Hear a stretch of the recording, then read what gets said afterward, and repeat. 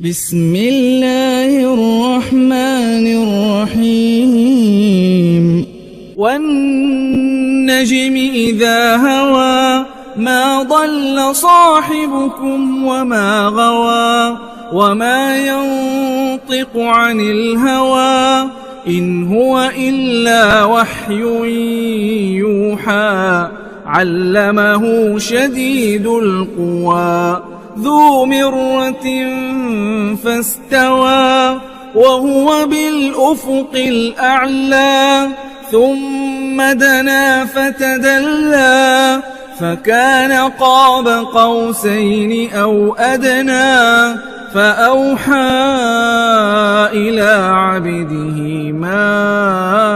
أوحى ما كذب الفؤاد ما رأى أفتمارونه على ما يرى ولقد رآه نزلة أخرى عند سدرة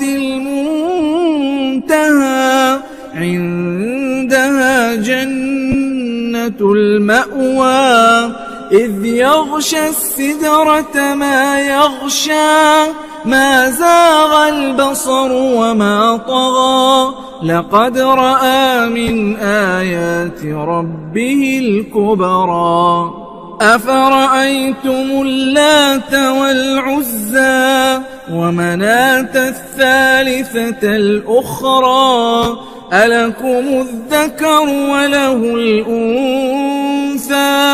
تلك إذا قسمة ضيزى إن هي إلا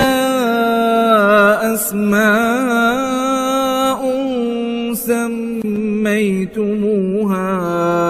أنتم وآباؤكم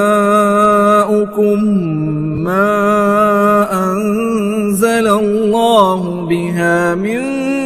سلطان إن يتبعون إلا الظن وما تهوى الأنفس ولقد جاءهم من ربهم الهدى أم للإنسان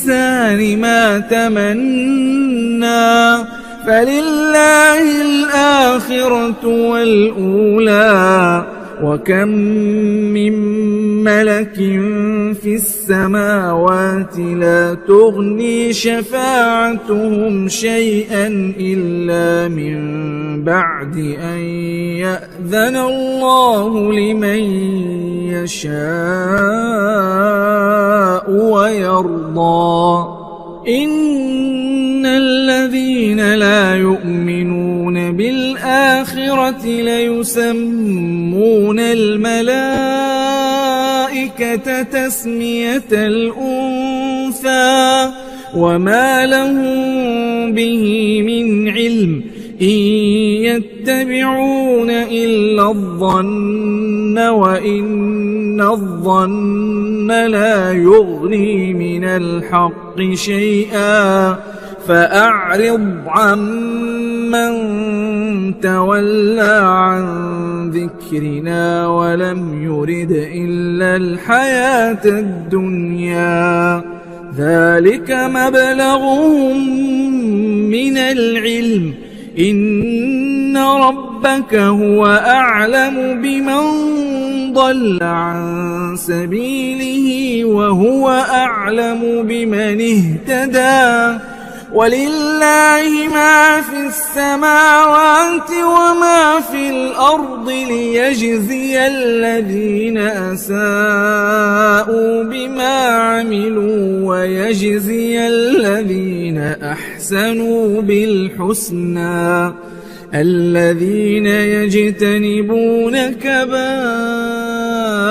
الإثم والفواحش إلا اللمم إن ربك واسع المغفرة هو أعلم بكم إذ أنشأكم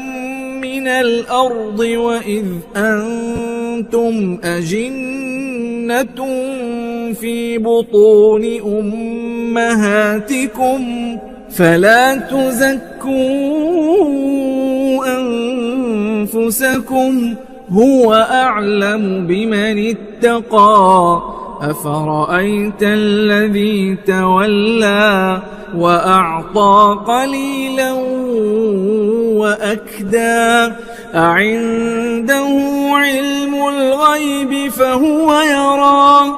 أم لم ينبأ بما في صحف موسى وإبراهيم الذي وفى ألا تزر وازرة وزر أخرى وأن ليس للإنسان إلا ما سعى وأن سعيه سوف يرى ثم يجزاه الجزاء الأوفى وأن إلى ربك المنتهى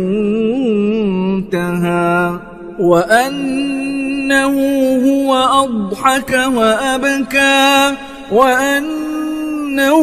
هو أمات وأحيا وأنه خلق الزوجين الذكر والأنثى من نطفة إذا تمنى وأن عليه النشأة الأخرى وأنه هو أغنى وأقنى وأنه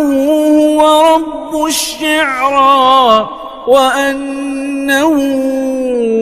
أهلك عادا الأولى وثمود فما أبقى وقوم نوح من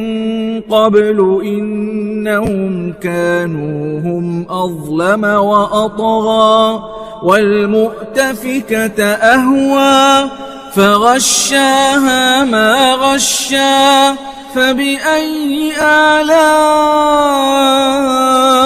ربك تتمارى هذا نذير من النذر الأولى أزفت الآزفة ليس لها من دون الله كاشفة أفمن هذا الحديث تعجبون وتضحكون ولا تبكون وأنتم سامدون فاسجدوا لله واعبدوا